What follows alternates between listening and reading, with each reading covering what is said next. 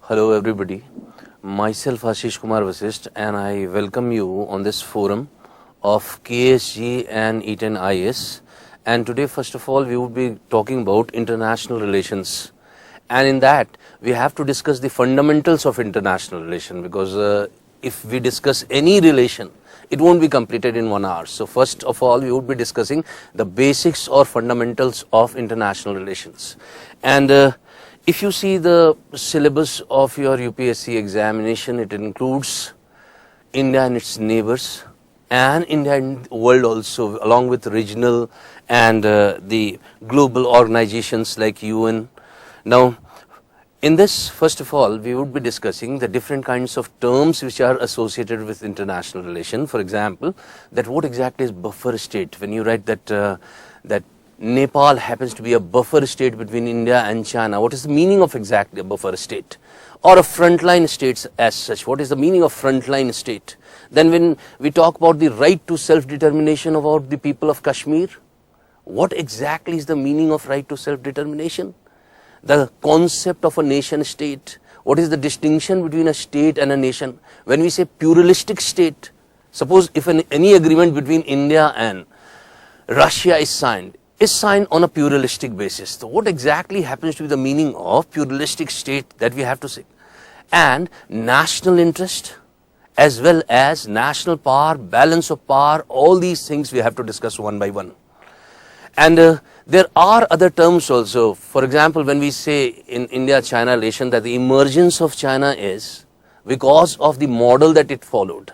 And the model that China followed was nothing but a state capitalism model. So what exactly is the meaning of state capitalism model? So you have to know these terms, referendum, plebiscite, all these terms one by one. Now, when we talk about international relations, remember that it's not a discipline which would be dealing with or which would be having a solution to all different kinds of international problems. But it would be a systematic approach to these kind of problems. The ingredients of relations include the nature and operation of the state system. Also it includes the foreign policy of the two nations which we are talking about, then the international position as well as the foreign policy of the superpowers would be included in that. And the quest in international relation is always made for an equitable world order. So world order would be the main objective of international relation. Equitable world order would be the main objective of international relation. And we also see what happens to be the history of international relation in the recent past. Now we start with when we say that international relation, remember that one dictum of international relation, that friends are never permanent. What is permanent is national interest in international relation. And national interest, when we define that, what exactly is national interest? National interest happens to be the continuing ends for which a nation strives for. And there are two kinds of national interest. Suppose a question is asked in your mock interview or UPSC interview that what exactly is national interest, how it can be defined. So remember that it happens to be the continuing ends, and ends when we say it happens to be the objectives, ends for which a nation strives for. And there are two kinds of national interest. One national interest would be called as the primary national interest. And primary national interest means that the state would try hard to protect its physical, political and cultural identity. That would be called as the primary national interest. And when we say secondary national interest happens to be the efforts made by the state to protect its citizens abroad. That would be called as the secondary national interest. So international relation, when we talk about international relation, the main objective is the promotion of national interest. And that's why it's not that these nations are interrelated to each other, but they would be dependent on each other also, because remember that a nation cannot live in isolation. Definitely a nation cannot live in isolation. So that happens to be one of the principles of international relation. And today, first of all, let's discuss some of the terms. And first term happens to be state. Now, when we say state, remember that there are four essential ingredients of state.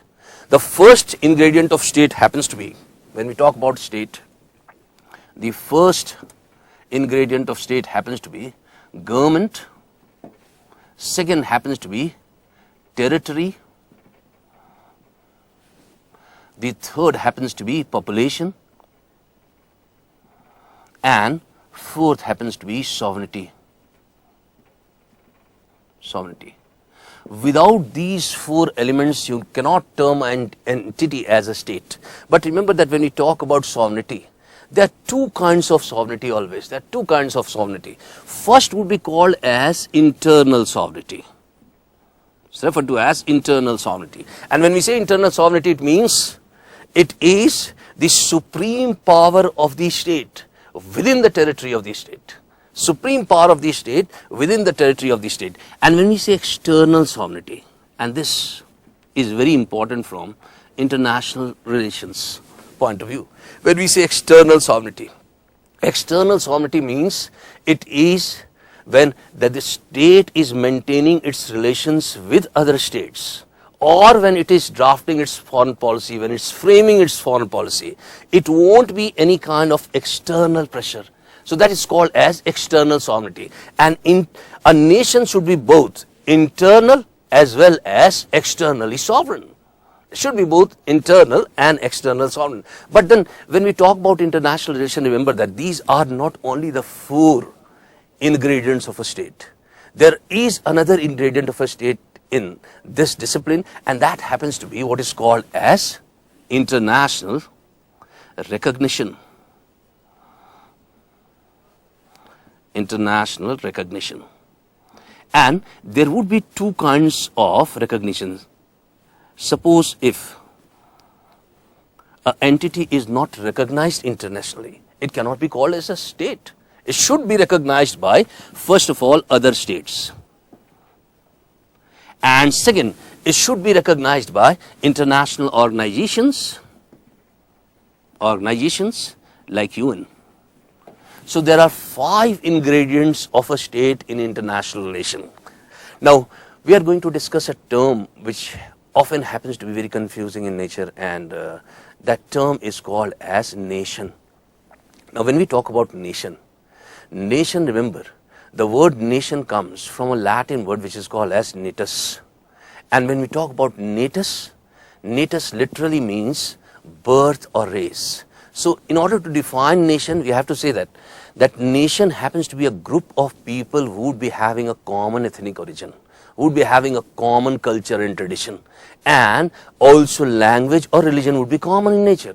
So a nation would be defined in that way. Nation happens to be a group of people having common culture, common tradition, common moral values also, common language and common religion. And the origin of a nation is from the race itself. But remember two things here, that when we say nation and a state and a nation cannot be identical to each other. Sometimes it may happen that within a state there can be many nations. Within a state there can be many nations. And suppose if we take the example of India, in India if we say that Hindus happen to be a nation, Muslims happen to be nations, Sikhs happen to be a nation, definitely they are nations. But what is the difference between them, these states and other states, is that India adheres to one nation theory. One nation theory means that although we have the diversity among us, we adhere to one nation theory. And if you see the relationship between India and Pakistan is based on two nation theory.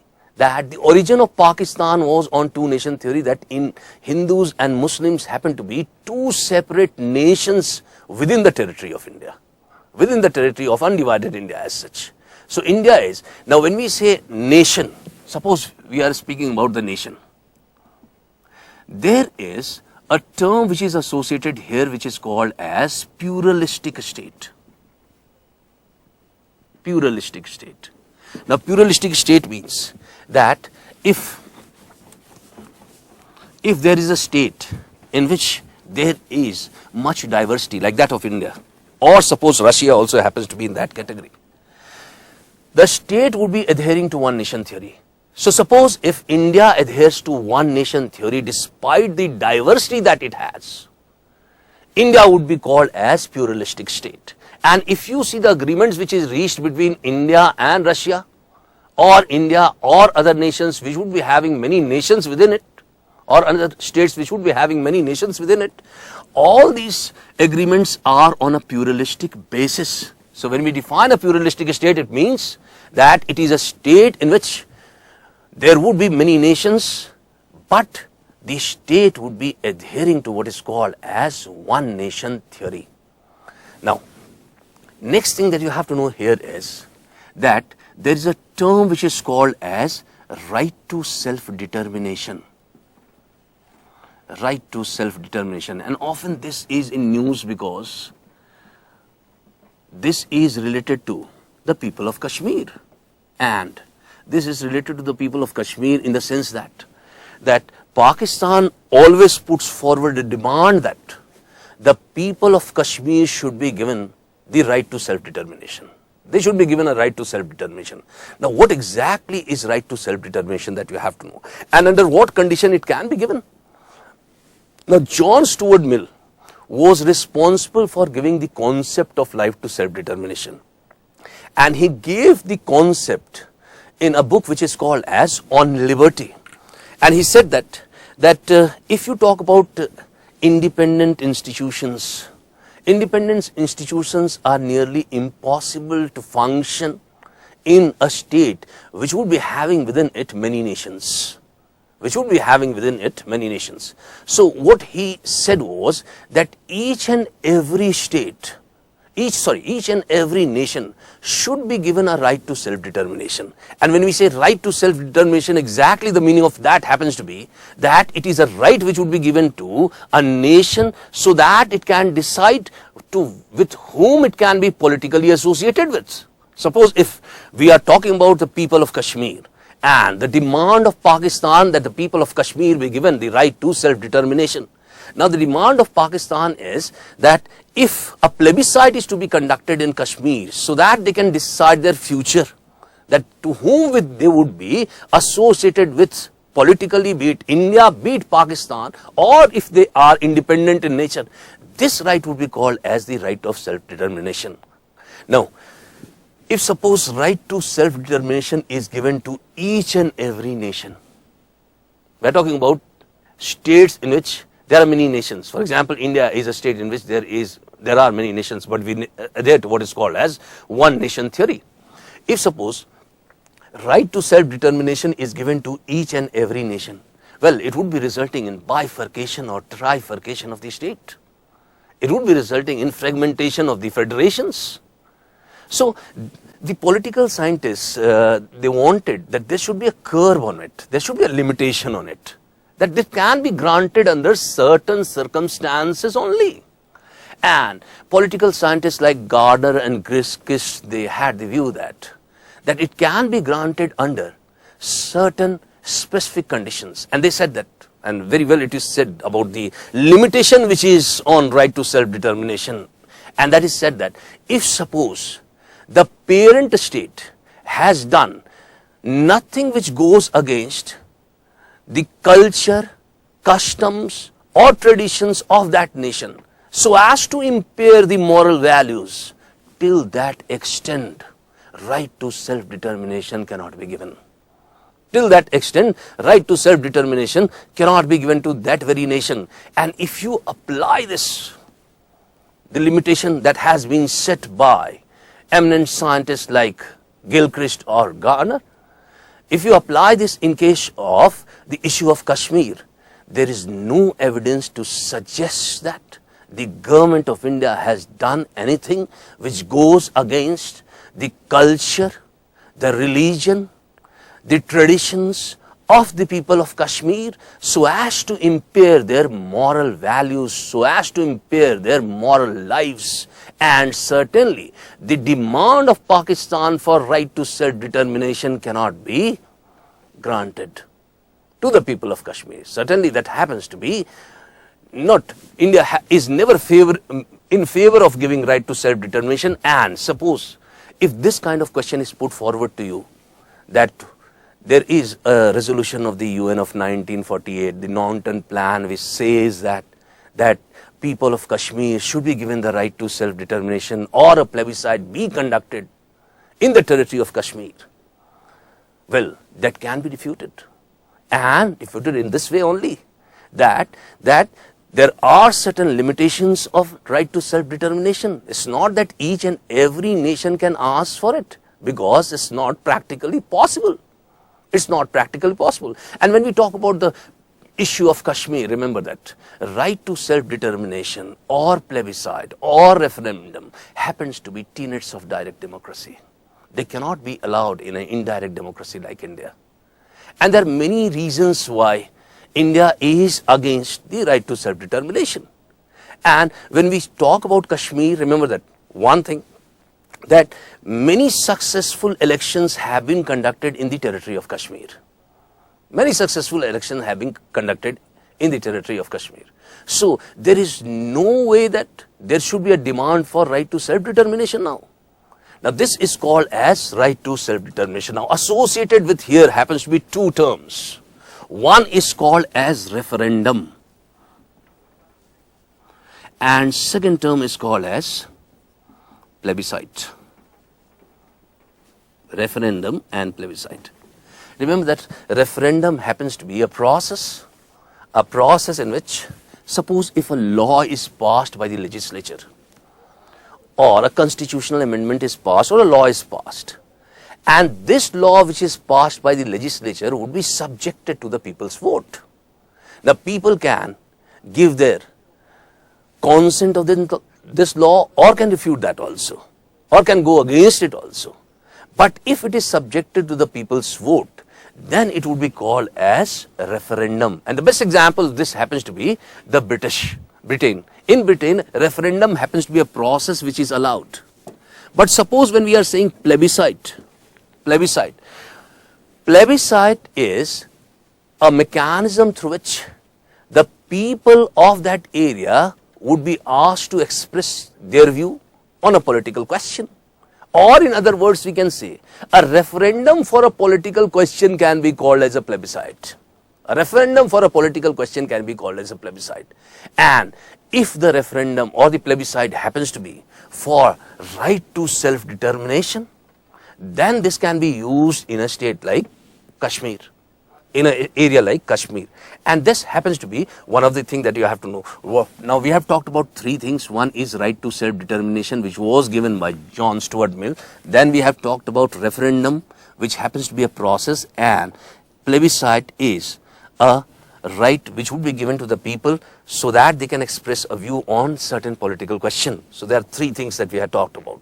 Now come to another term today and talk about federations and different types of federations also, because when you study international relation, you would be coming through terms like confederation. That suppose if we are talking about India and China relations, now definitely in that we discuss the internal problems of China also, and there is a problem in China which is the Xinjiang province, and Xinjiang province of China happens to be in a confederation with China.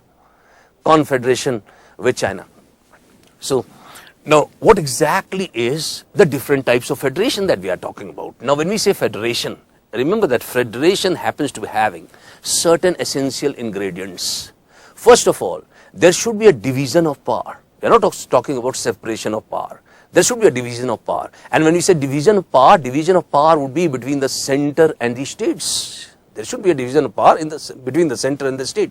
Second thing in a federation, essential ingredient of a federation is that there should be an apex authority. And the need of an apex authority is that if there is a conflict between the center and the state, the adjudication would be done by the apex authority only. So a Supreme Court would be required for this purpose.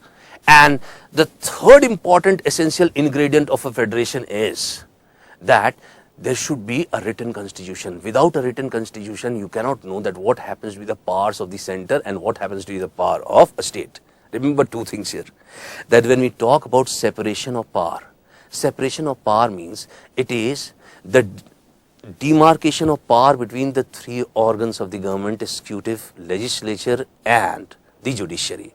When we talk about division of power means it is the division of power between the center and the state, the separation of power between the center and the state. And separation of power is only possible in one setup which is called as the presidential form of government. It's a presidential form of government. We can see the separation of power. Now when we say separation of power can be seen in India also, true separation of power cannot be seen in India, because you remember that the executive happens to be a part of the judiciary only.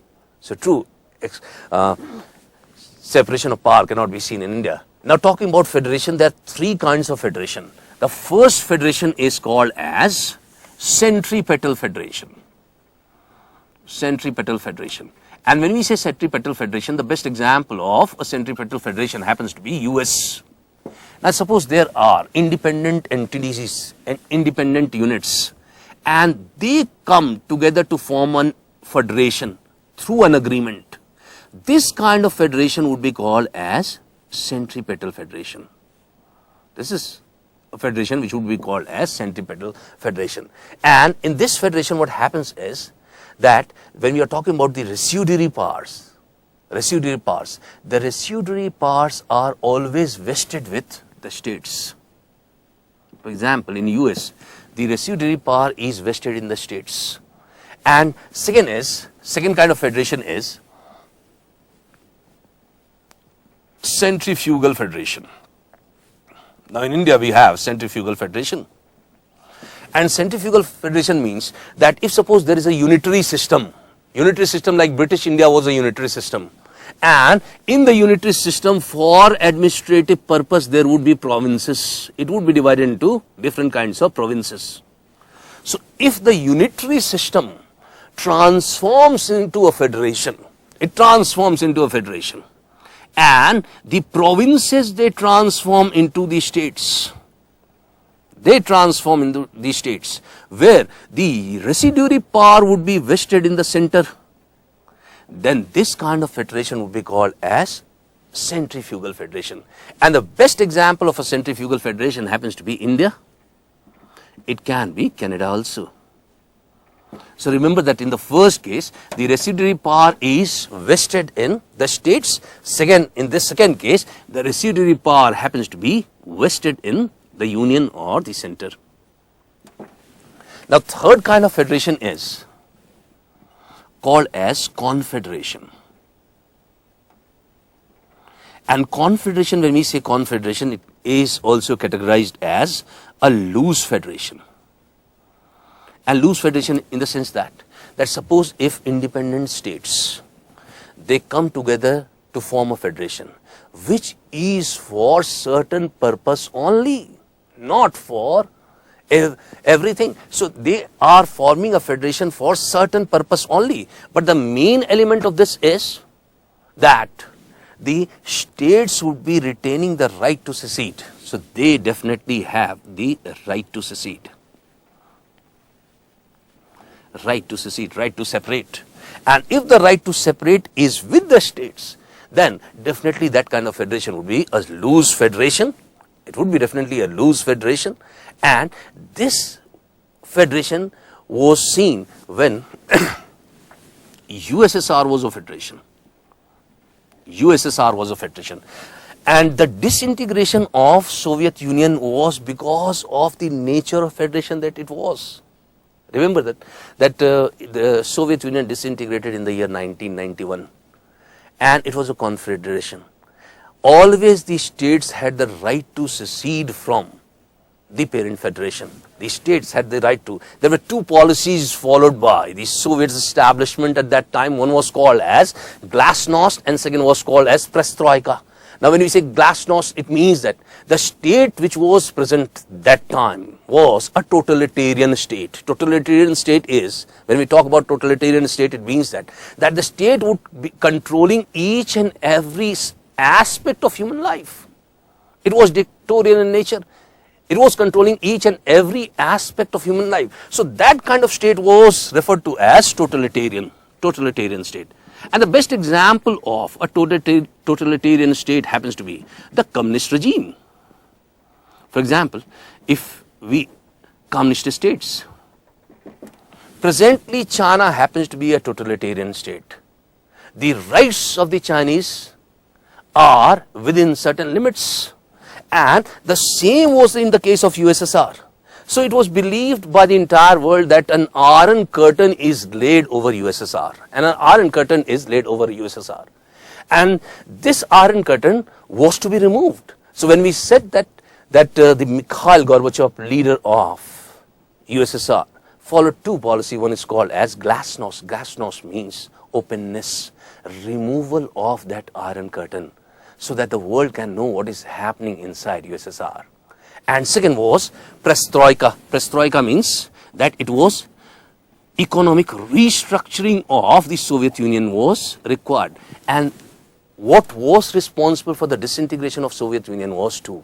First was that Soviet Union was a confederation, but the economic restructuring of Soviet Union failed, because of which Soviet Union disintegrated. So when we say confederation, confederation happens to be a loose federation which is formed by the states, where the states have the right to secede, and it is regarded as one of the weakest federation.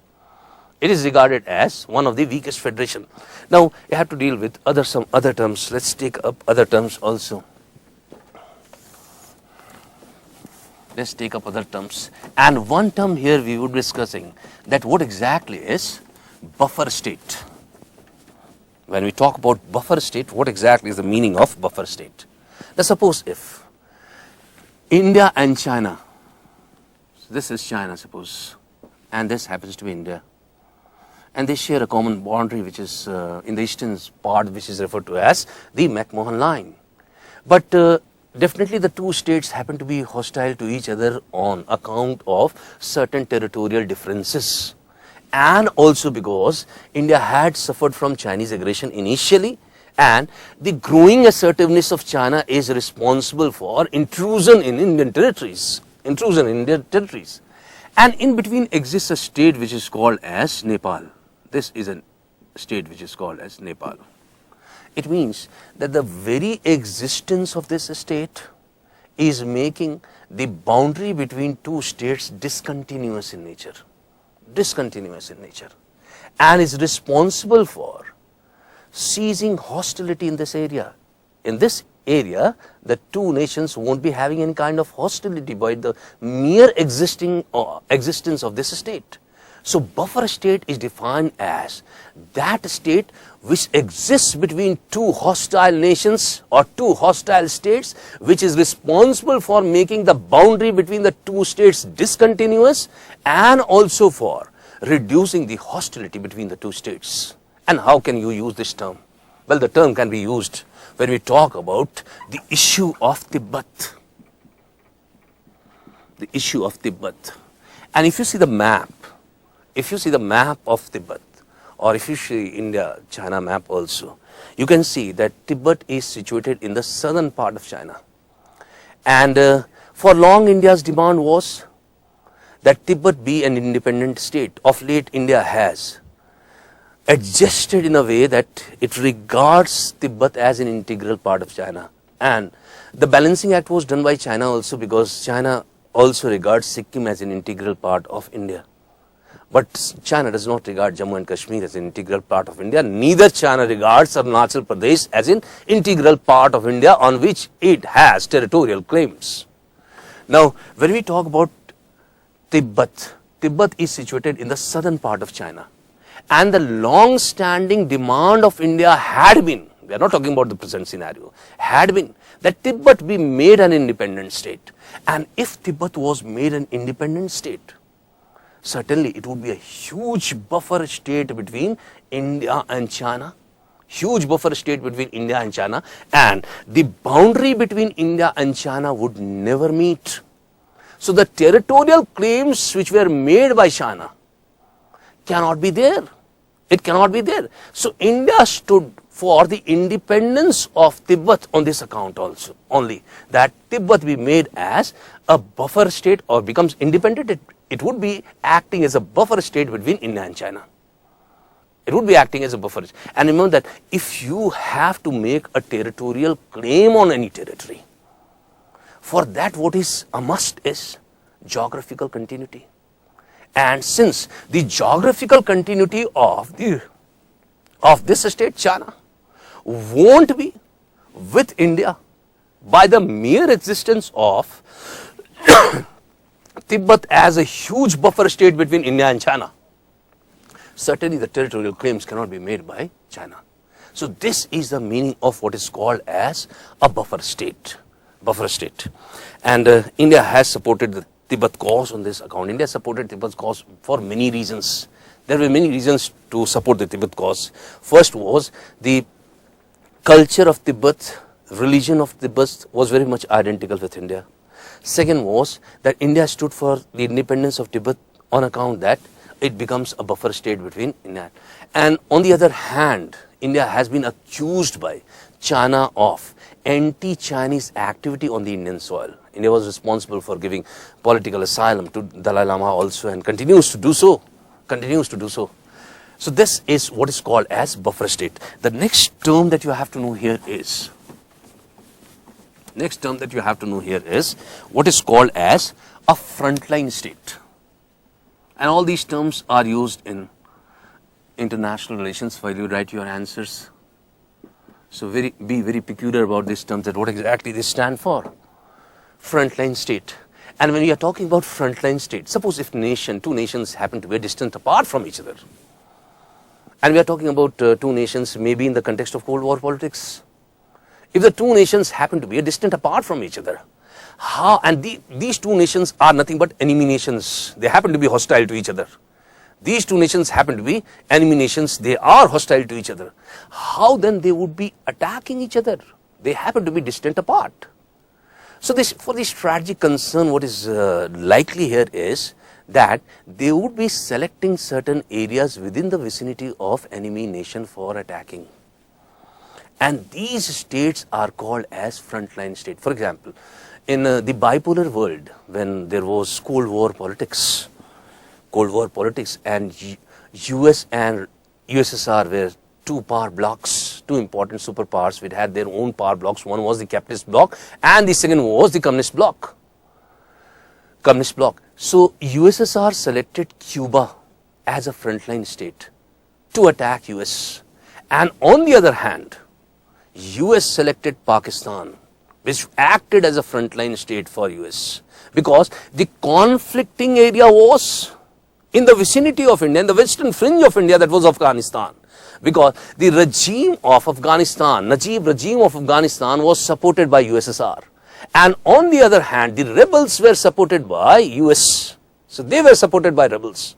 And they were supported by US. And certainly for support given to these rebels as such, there was a state required, which was Pakistan. And the current status of Pakistan happens to be because of this legacy only, that it was used by US as a frontline state during Cold War politics, and it was left as it is with arms and ammunition, which was directed towards Russia at that time during Cold War politics, in Cold War politics. So this state would be called as frontline state. The best example happens to be Cuba, which was a frontline state for USSR in the Cold War politics, and also Pakistan, which was a frontline state for US. So this term you have to be aware of, that what exactly is frontline state. Now sometimes we use the term in international relations which is called as balance of power. Balance of power. Remember that power checks power. Power checks power. And when we talk about balance of power in international relations, the thing is that suppose if a nation imposes its will upon other nations, it should be checked by other nations. So when we talk about balance of power, it is checking the will of a nation which has been imposed on other nations. And there can be two types of balance of power. One balance of power is called as direct opposition. When it would be directly opposed by other nation, it would be called as direct opposition. And second balance of power is called as pattern of competition. Pattern of competition means that if two nations are striving hard to establish their control over a third territory, then that kind of balance of power would be called as pattern of competition.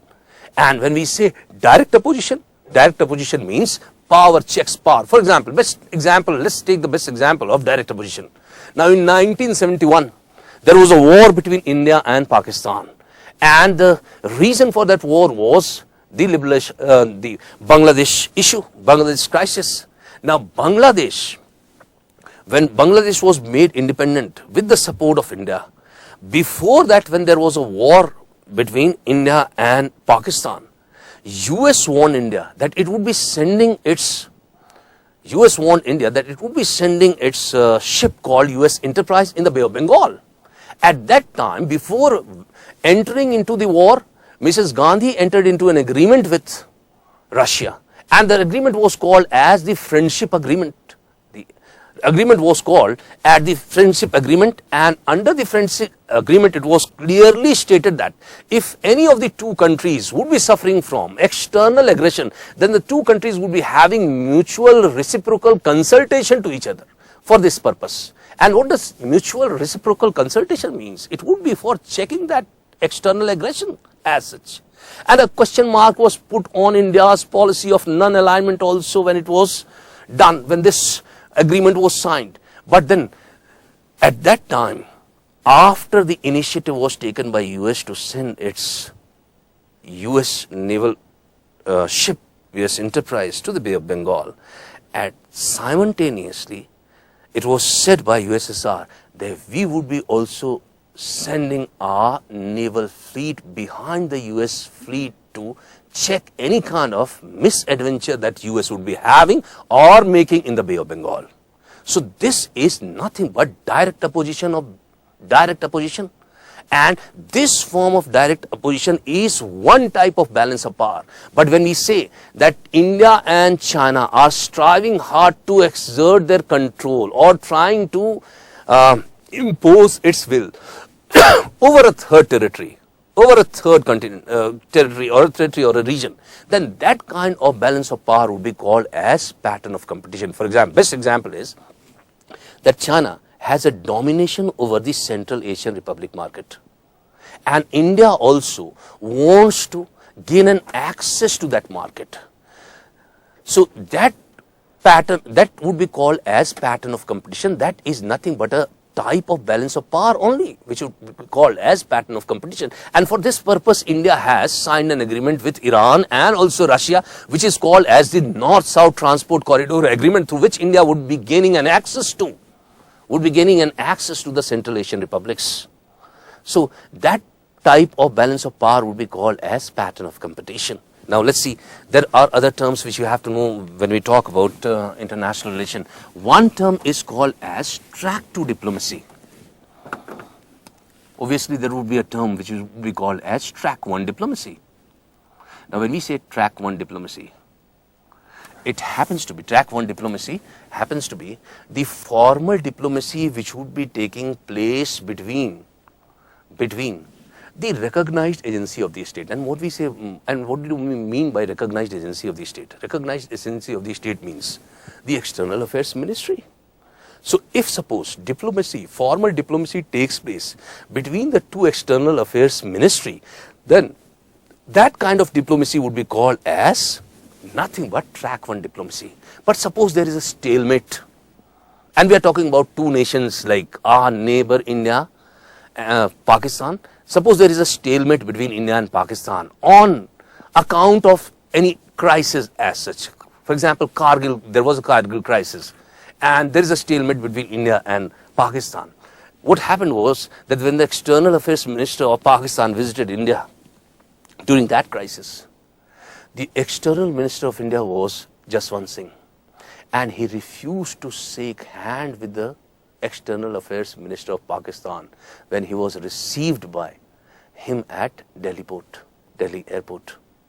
So this is what this means, that the track 1 diplomacy has stopped. There is no dialogue between the authorized agencies of the government, the External Affairs Ministry of the two governments. So what we do is we resort to a backdoor diplomacy, and backdoor diplomacy in the sense that members of the civil society,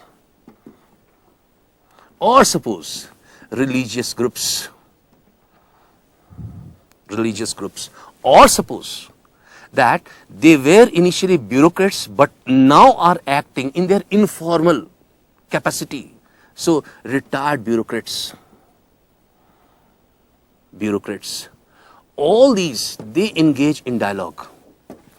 They engage in dialogue. And this kind of diplomacy would be called as nothing but backdoor diplomacy or track 2 diplomacy. The main purpose of this kind of diplomacy is to reinstate the track 1 diplomacy, so that dialogue begins between the authorized agencies of the two government. So this is a distinction between what is called as track 1 and what is called as track 2 diplomacy. Clear? Now let's take up another term today and discuss. There are certain things which happen to be associated here, and there's a term which is called as socialism. There's a term which is called as communism. So let's discuss socialism briefly and also communism briefly, that what exactly is socialism and what exactly is communism. Now when we say socialism, remember that the word socialism was first of all published in the year 1833, and it was first of all published in 1833 in a journal which is called as Poor Man's Guardian. Poor Man's Guardian. It was published in UK. And this term was first of all used by a gentleman who was called as Robert Owen. Robert Owen. And he used this term in context of what he had witnessed as factory abuses. He formed an association. He formed an association in 1835, which was called as the Association of All Classes of All Nations. Association of All Classes of All Nations. And Robert Owen was a witness to the factory abuses. Factory abuses means at that time the phase was of capitalism, individualism as such. So he was a witness to factory abuses, and we'll discuss the terms, what exactly is the meaning of liberalism, positive liberalism, individualism, capitalism, negative liberalism. All these terms needs to be discussed. Welfareism also needs to be discussed. And when he used this term in this context only. And later on this term was used by Saint-Simon. And he was a French writer. He used this term. And he used this term in context of the ills of privileged feudalism. Privileged feudalism. And then this term was later on used by a gentleman called Karl Marx and also Engels, who used this term in the Communist Manifesto, which was published in the year 1848. Now what this term is all about, that you have to know first of all, what exactly we are talking about. Remember that when we say wealth, there are two determinants of wealth. There are two prerequisites of wealth. And wealth would be determined by two things. One is land and another would be capital. And when wealth is determined by land and capital always happens to be in demand of labor. So when we say socialism means that social ownership of land and capital should take place. Social ownership of land and capital should take place, where the objective won't be individual profit, but the objective would be the social welfare. So the main objective of socialism happens to be social welfare and not individual profit. Certainly it would be based on social justice also. And the dictum that socialism follows happens to be from each according to his ability to each according to his need. You would be giving them to each according to his need. So that you have to know that what exactly socialism is based upon. So it is based upon this principle only. Now remember that when we talk about capitalism, in capitalism what happens is the main objective is individual profit. And if the main objective is individual profits, so there would be competition, there would be advertisement, and there would be lot of economic waste. So economic waste takes place when there is capitalism. And when we talk about socialism, in socialism, this kind of economic waste would be prevented. So remember that the means of production would be in the hand of social ownership, would be in the hand of state, would be in the hand of state. And the main objective of socialism happens to be social service, welfare of the people, and not individual profit as such. Now, there are two types of socialism. One socialism is referred to as, when we talk about socialism, one kind of socialism is referred to as evolutionary socialism. Evolutionary socialism. And when we say evolutionary socialism, it means that this kind of socialism would be attained in a gradual manner. It would be attained in a gradual manner. And gradual manner, it means that if suppose we are talking about Gandhian socialism, this is a type of socialism which happens to be the main objective of a state like India. Democratic socialism would be called as would be called as evolutionary socialism. But when we say reactionary socialism, now reactionary socialism means that in this kind of socialism, socialism would be established at one go. Socialism would be established instantaneously. It is also referred to as revolutionary socialism, reactionary socialism or revolutionary socialism, or it is also referred to as scientific socialism. And all these words are used for nothing but a type of socialism which is called as communism. So when we say communism, communism happens to be scientific socialism. Communism happens to be radical socialism. Communism happens to be reactionary socialism. There are two types of socialism. One is called as evolutionary socialism. Evolutionary socialism in the sense that it would be established gradually. And the best example of which happens to be the democratic socialism. And there is another type of socialism which is called as reactionary socialism or revolutionary socialism or scientific socialism, which would be called as nothing but communism. So the main difference between these two happens to be that reactionary socialism is communism. Reactionary socialism is, and the basis of this reactionary socialism or communism was given by Marx and his friend Engels. And they published this in first time in 1848, which was called as the Communist Manifesto. Communist Manifesto. And later on, 1848 it was published. And later on, it was published also in Das Kapital, which was written by Marx in 1867. The theory of surplus value is written by Marx, and that was called as Das Kapital. Now, what exactly we are talking about? Marxism, when we talk about Marxism as the basis of socialism, remember that there are certain principles, there are certain ingredients of Marxism. The first principle of Marxism is called as dialectical materialism. And understand, please, understand it. Because sometimes it happens to be very difficult to explain dialectical materialism, but let's make it very simple so that you understand properly that what exactly is dialectical materialism. And gradually I'll explain it. Now, first thing that needs to be understood is that when we say that history of mankind is not a chronology of events. It's not that in this year this happened, this year this happened. It is not a chronology of event, but it is an orderly scheme of growth. It happens to be an orderly scheme of growth. An orderly scheme of growth in the manner that growth or development takes place in the form of contradiction or tussle. Now, when we say contradiction too or tussle, it means dialectic. It means what? That when we are saying dialectical materialism, development takes place in the form of contradiction.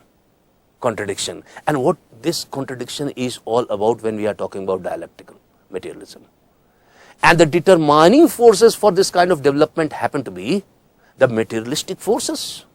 So Marx, when he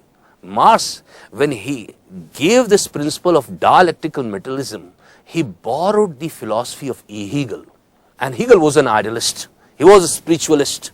He said that any development which takes place in the world takes place due to the divine or the spirit. But Marx was an atheist. He never believed in God.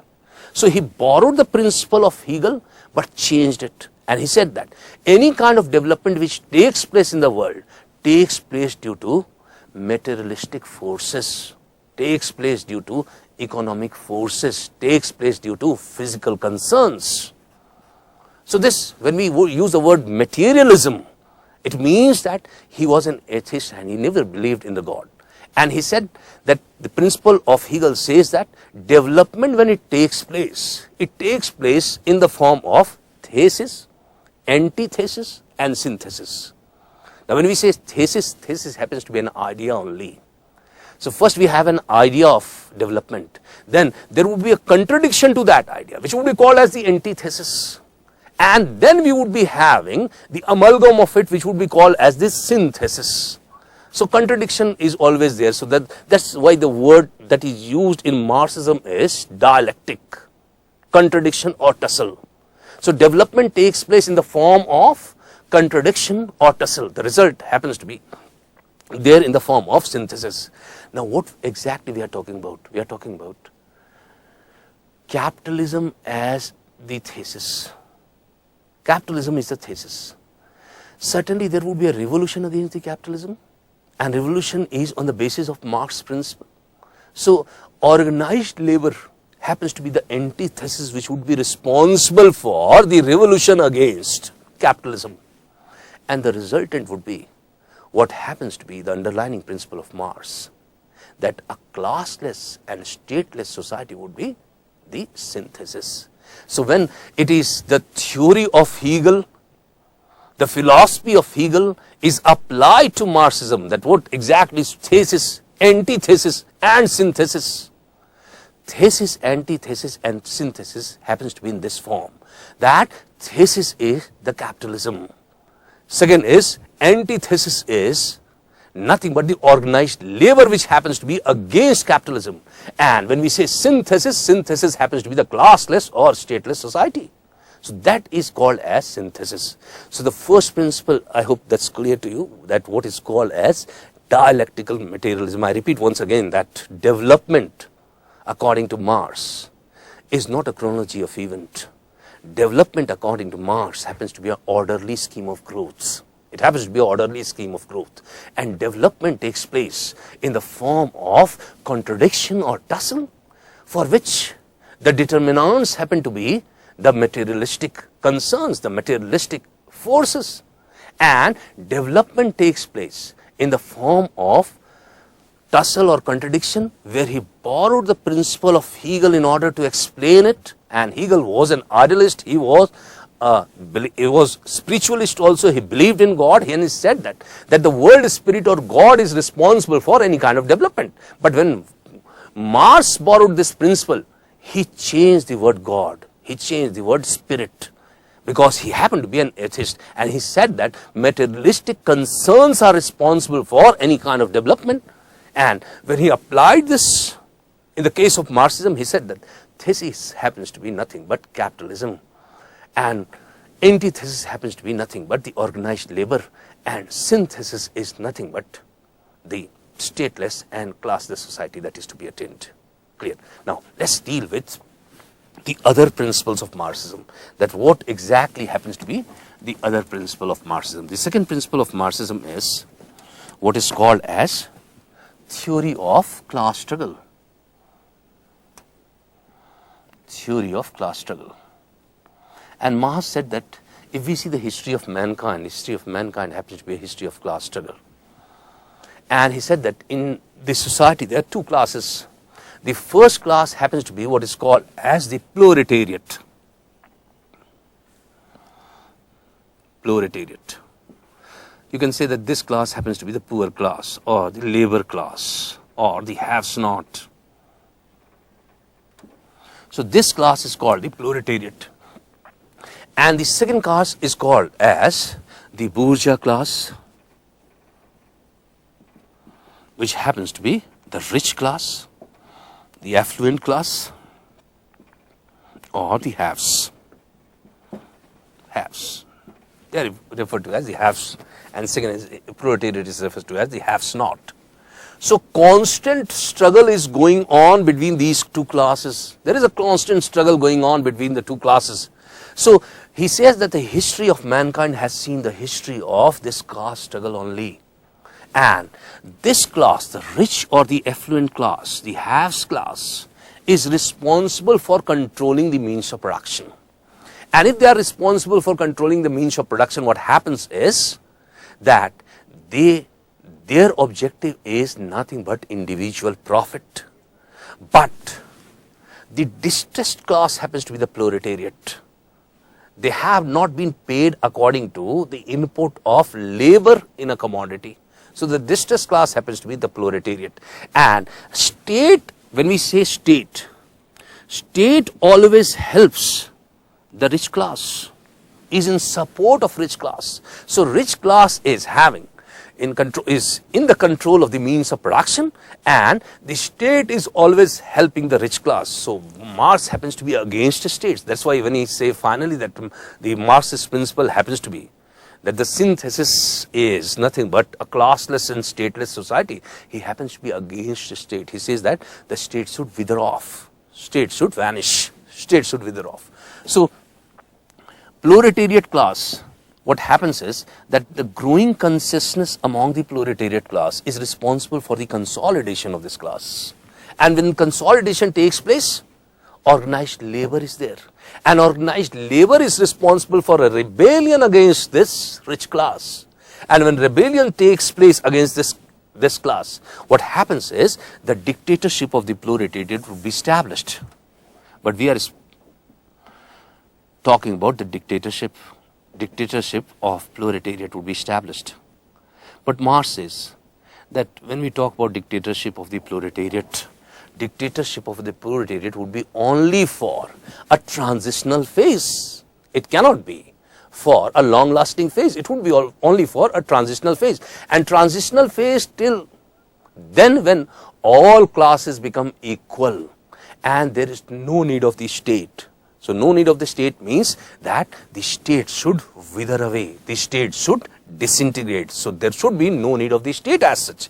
So the Marxist principle talks about the withering up of the state. There is also a principle here which is called as the theory of surplus value. Theory of surplus value. And this theory of surplus value was mentioned in the Das Kapital, which was, you very well know, published in 1867. And when we say theory of surplus value, it means that we are talking about market price of a commodity. There is a market price of the commodity, and there is an actual price of the commodity according to the input of it. So there is a difference between the market price of a commodity and the actual price of a commodity according to the input in it. So this, according to Marx, happens to be nothing but the surplus value. And he says that this difference, which is the surplus value, should definitely go to the proletariat. But it is going to the rich class, it is going to the capitalist class. So this is called as the theory of surplus value. Now, briefly I have discussed Marxism. Marxism happens to be a lengthy topic which we would be discussing any day when time permits, and each and every ingredient of Marxism would be discussed. But let's take up two important terms here. One term is called as liberalism, and that is called as negative liberalism, and second term is called as positive liberalism. Now, when we are talking about a time 400 years back, when the concept of individualism, which led to the concept of capitalism, originated. Now, we are talking about that. Now, suppose when we say state, state has two functions. One would be called as the essential functions of the state. Essential functions of the state. Now, when we say essential functions of the state, it means that is for maintenance of law and order. Law and order happens to be the main function of the state.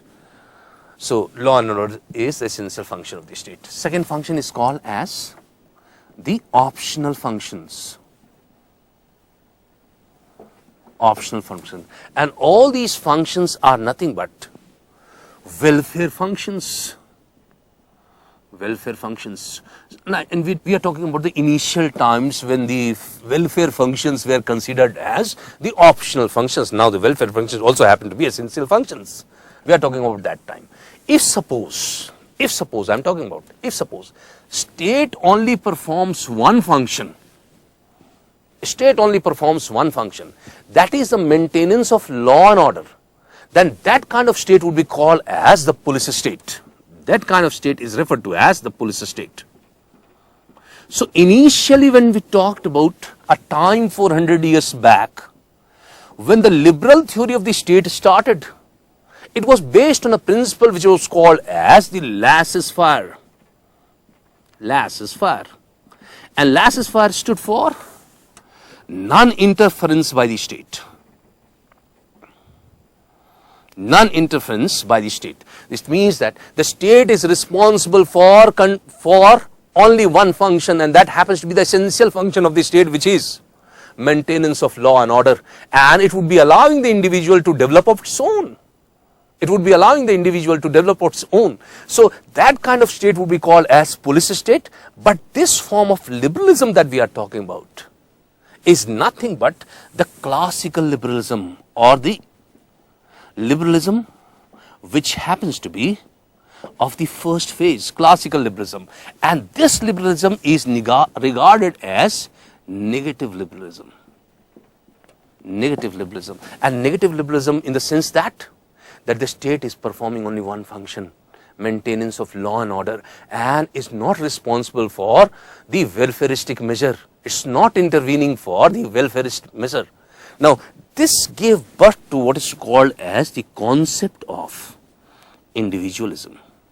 That the individuals would be allowed to develop of their own, and the state is responsible for maintenance of law and order. State is responsible for maintenance of law and order. Certainly, if you see individuals differ in their capacity, they differ in their ability.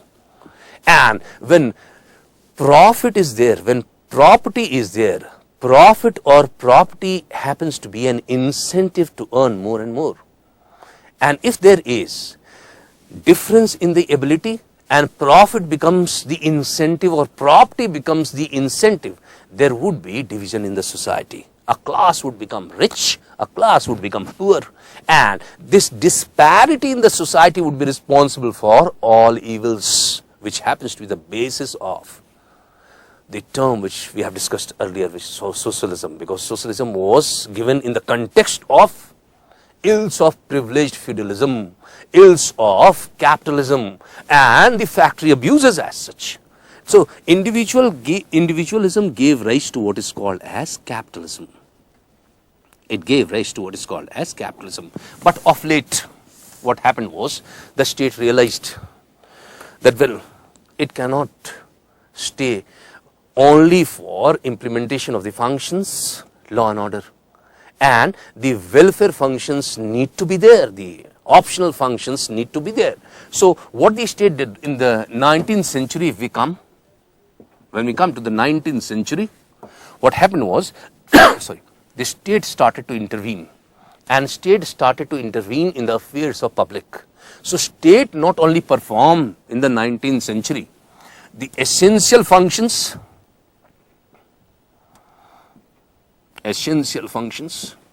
but also performed the welfare functions.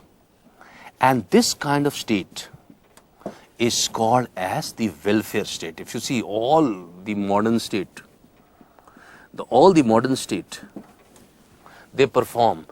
are responsible not only for maintenance of law and order, but they are responsible for also welfaristic measure. So this kind of state would be called as welfare state. And the liberalism that we are talking about, where the state is responsible for intervening in other affairs of the citizen, this kind of liberalism which started in the 19th century was called as positive liberalism. Positive liberalism. And when we talk about positive liberalism has different connotations in different spheres. If we talk about positive liberalism in the political sphere, It is nothing but giving political rights to the people. Political rights to the people. If we talk about positive liberalism in the social sphere as such, social sphere, it stands for what is called as a term secularism. Secularism. And when you say secular, remember that the state is not having a religion of its own. And all the citizens would be free to profess, practice, propagate their religion of their own choice. And on the other hand, there's a term which is, you should know, and that's called as theocratic state. Theocratic state means the state has a religion of its own. There is definitely a state religion. So that kind of state would be referred to as theocratic state. But there, when we talk about liberalism, we have talked about the connotation of positive liberalism in two spheres. One is political sphere, that is giving of political rights, and second is social sphere, that is secularism. But the third sphere happens to be the economic sphere. Economic sphere. And in economic sphere, positive liberalism means free trade. So there are three connotations of positive liberalism. In social sphere, it happens to be secularism. In political sphere, it happens to be granting of political rights. And in economic sphere, it happens to be free trade, nothing but free trade. So that you have to know first of all, that what exactly is socialism.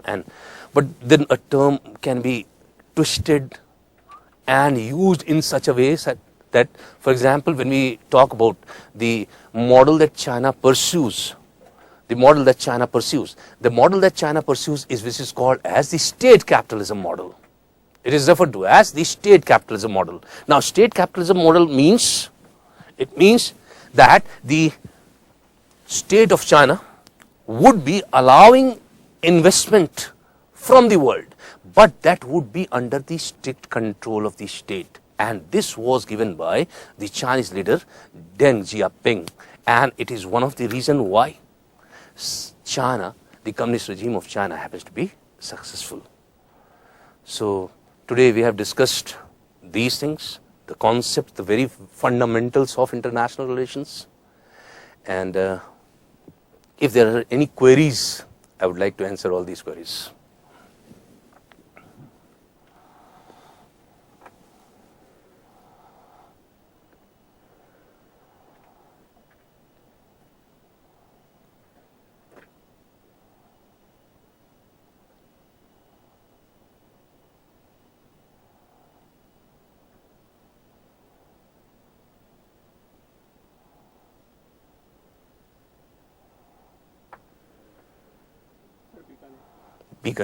Now, one is Fabian socialism. Now, Fabian socialism would be, there are other forms of socialism. For example, guild socialism. I have not discussed in that detail, but there are other forms of socialism which is called as guild socialism, Fabian socialism, syndicalism. Fabian socialism is a term which is used for evolutionary socialism.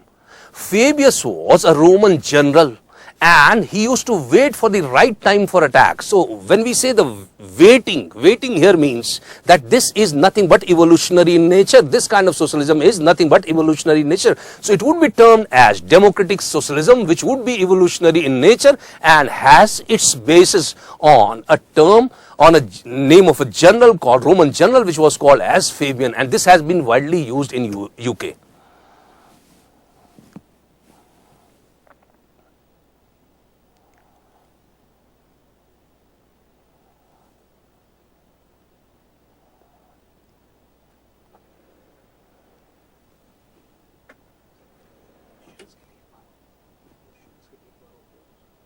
If you have any queries, I wish that the queries should be raised,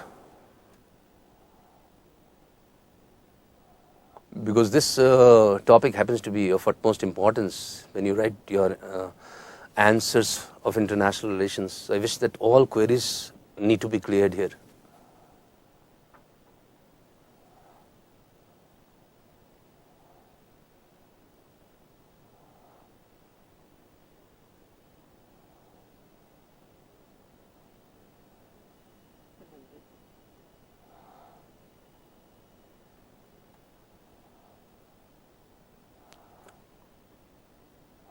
See, as far as civil services is concerned, now I am reading a question put forward from Jamshedpur Center, and the queries is more about the source of the study as such, and the source of the study as far as Marxism is concerned. Now, all these things you can get in a political theory book, which would be which has been written by A.D. Asirvadam. So, A.D. Asirvadam happens to be the source. So, you can get that in detail in A.D. Asirvadam, or A.C. Kapoor also. There are many books, sir. Theocratic state is mainly a state. Now, I am answering the query put forward by Varanasi Center, and a theocratic state happens to be a state in which a state would be having its own religion. For example, that Islamic states are always theocratic states, and the prime emphasis would be given on that very religion. It's not that other religion, people of other religion cannot exist in that state, but certainly priority would be given to one religion. So definitely it emphasizes only on one religion. Now, Annanagar, Chennai Annanagar Center. Now, external sovereignty. There are two types of sovereignty when we talk about. Two types of sovereignty. One is called as internal sovereignty, one is called as external sovereignty. And when we say sovereignty, according to Garner, it happens to be, sovereignty happens to be the supreme power of the state unrestrained by law. And there are two types of sovereignty. Internal sovereignty means that this would be a sovereignty, supreme power of the state within the territory of the state. So, over all agencies, over all institutions, the sovereignty of the state would be existing, which would be called as internal sovereignty. But there is a problem there. There is an exception there. For example, suppose embassies are there of other countries. So, in land on which the embassy is established, it's regarded that on that very land, the sovereignty of that very state exists. As far as external sovereignty is concerned, external sovereignty happens to be the sovereignty through which the state would be maintaining its relation with other states and won't be bowed any kind of external pressure while maintaining its relation or framing its foreign policy. So that's called as external sovereignty. Now, Lucknow, Dil Sukhnagar. Now, pseudo-secularism is more of a political term. When you talk about pseudo-secularism, it's not that you have to know and you have to use that term in your paper, because that is more of a political term. It means that, and you very well know, it is used by one prominent party in India, and pseudo-secularism happens to be a term in which appeasement of the minority is done. Appeasement of the minority is done on the pretext that we are responsible. When we talk about, remember that when we talk about democracy, one of the ingredients of democracy happens to be tolerance towards the minorities. But certainly this tolerance towards the minorities should not become appeasement of minorities. And if suppose appeasement of the minority happens to be the concern, then that kind of secularism would be called as pseudo-secularism. But these are political terms, and this should not be used by you in your answer sheet. Should not be used by. Now, when we say now Lucknow, I am taking the query from Lucknow that what happens to be balance of power and track one diplomacy. Now, when we say balance of power, remember that one state can impose its will upon another state. It can be by the growing assertiveness of that state that the will can be imposed. It can be by the territorial claim that the will can be imposed. So it means that if suppose the will of a state is imposed on another territory, it needs to be checked by other groups or by other states. So power checks power. Power checks power. And this is called as balance of power, which has two dimensions. One would be called as one is referred to as the direct opposition, and second is called as the pattern of competition. In pattern of competition, we have seen that if the two states try to impose their will upon or try to exert their control upon a third territory, then that would be called as pattern of competition.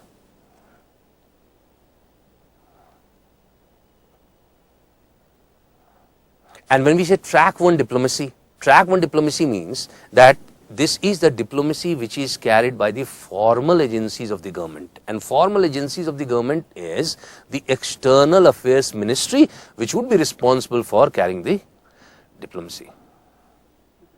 Jamshid. See, when you talk about Shashi Tharoor's book on IR, Shashi Tharoor's book on IR won't be sufficient for fulfilling your needs, because if you see the syllabus includes many ingredients. There are many institutions also, organizations also included in that. So first of all, I would like to make emphasis on a book which is called, which is written by V.N. Khanna, which is called India's Foreign Policy. So the best method of preparation is that you purchase a book, India's Foreign Policy, written by V.N. Khanna, and certainly newspaper happens to be very important for all the international issues and also relations. So contemporary issues and relations, that is very important. And then there is a journal which is called as the World Focus. So monthly it is published, so you can get your source from that also. I'm taking up Bilaspur Center query. What do you mean by centripetal and centrifugal federation? See, when we talk about centripetal federation, the best example of a centripetal federation happens to be US Federation. And US Federation is, in that federation what has happened is that independent states are there. And suppose if independent states, they come together to form a federation, certainly they would be surrendering their power, surrendering their authority. But they are surrendering their authority for the formation of a federation in which the residuary power is granted to the states, not to the center. So that kind of federation would be called as centripetal federation. And when we say centrifugal federation means that this federation was initially a unitary system. For example, it was a unitary system like British India was a unitary system, and the states of India were initially the provinces. So if the unitary system transforms into a federation and the provinces which have been established for the administrative concern established into states, then that kind of federation would be called as centrifugal federation. This weightage of international relation happens to be immense. It's not only that you would be able to answer the questions related to international relation, but would be also able to answer different kinds of international issues which are asked in your question paper. And certainly some of the questions of organizations related to organization are definitely asked in your preliminary examination as well. Dehradun Center, what is Frontline State? Now Frontline State means, now when we say Frontline State, remember that if suppose two enemy nations happen to be a distant apart,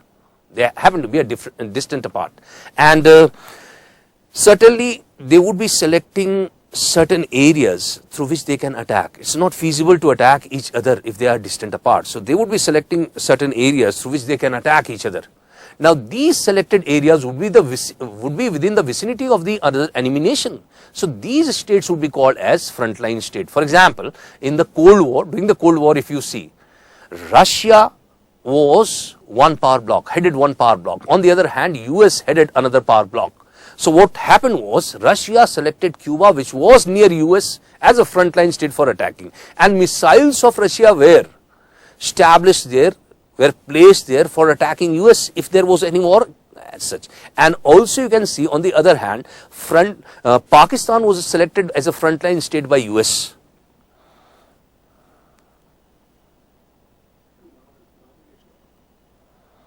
Difference between Mahabaleshwar. No, the thing is that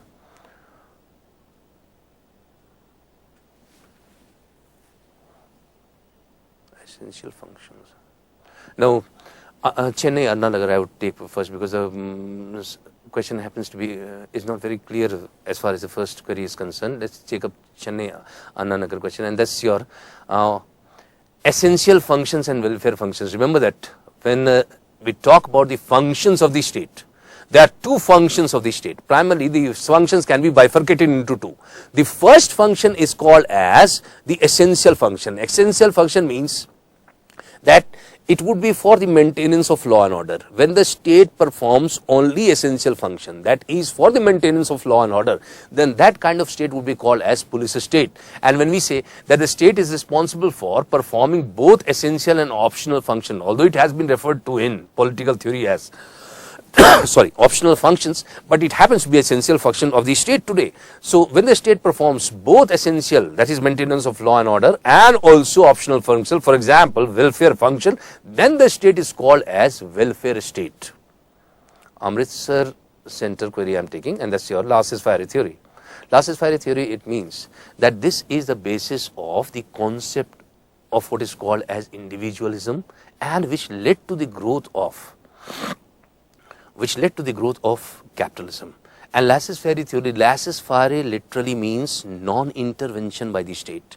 And when we say non-intervention by the state, it means that the state is performing only one function, that is maintenance of law and order, and is not responsible for any other concerns of its citizens. So citizens would be allowed to themselves develop. So that is called as laissez-faire theory, which gave birth to what is called as the concept of individualism, and it later on gave birth to what is called as nothing but capitalism.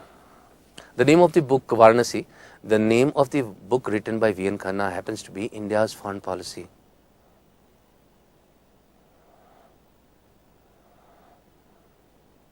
Now I am taking up the question of Jamshedpur. How can racial communism be accommodated?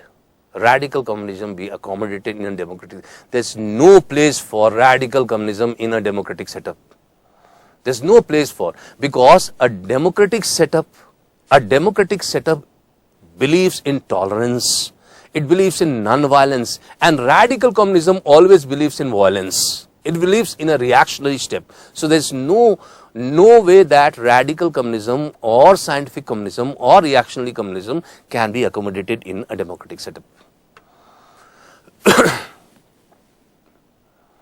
Now we are taking up the question of Lucknow. What is non-proliferation with respect to NSG? See, when you talk about NSG, before that you have to listen to another thing also.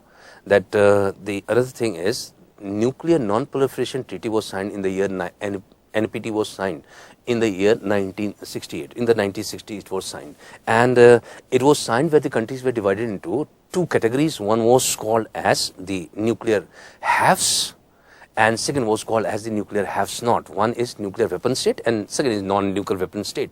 The obligations of nuclear weapon state were different from the obligations of non-nuclear weapon state, and certainly the nuclear weapon states were responsible for testing, stockpiling nuclear weapons, but transfer of technology was not for any kind of missile technology or any kind of weaponry as such. So transfer of technology should not be indulged in.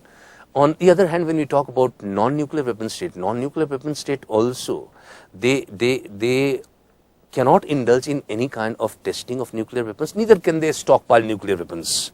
And if you see the difference between these two, the difference between them is that the enrichment done by nuclear weapon state can be to the tune of 70 to 90%, which is called as nothing but weapons grade uranium, but the enrichment done by non-nuclear weapon state can be to the tune of 10%, which is called as the reactor grade uranium. So there is a difference between the enrichment also. When we talk about NSG was always formed in India's context. In 1974, India tested its nuclear weapon. First test was done by India, and this test was done when India took a technology from Canada and it was responsible for testing. So there was pressure mounted on India, and there were economic sanctions imposed on India, and in this context only the nuclear supplier group developed. Nuclear supplier group, 48 members are there, nuclear supplier group developed. So nuclear supplier group was mainly for peaceful use of nuclear energy.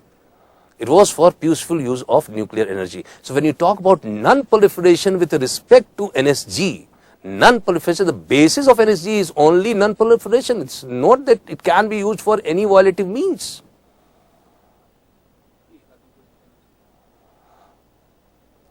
Now, I am taking up Rohtak's I've just explained to you what is NPT, the term NPT. Visakhapatnam, what is right to secede? Right to secede means that if suppose a state or entity happens to be a part of the federation, then it definitely has a right to separate or to become independent. And this right is given in only one type of federation, which is called as the confederation. This is never given in centripetal federation or centrifugal federation. One example comes in centripetal federation when when the states of US were given the rights to secede initially, but this right has been taken away. So it happens to be a part of confederation only.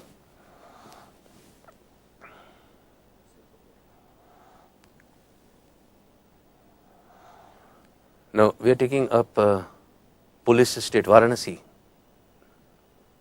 Yes, definitely police state is for maintenance of law and order. Police state happens to be for maintenance of law and order. And certainly the query which is asked that because without maintaining welfare of people, how can a state maintain society of human beings? Certainly this is the main concern of what is positive liberalism today. Initially the liberalism that we have discussed was negative in nature because the state was not intervening.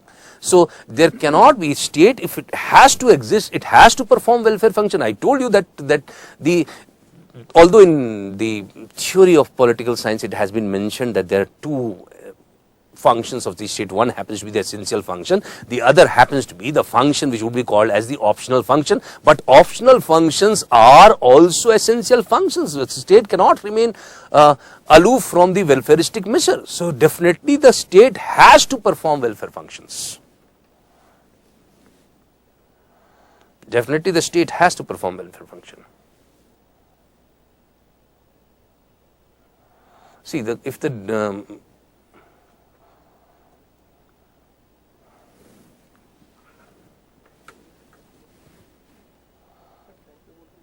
Thank you all of you.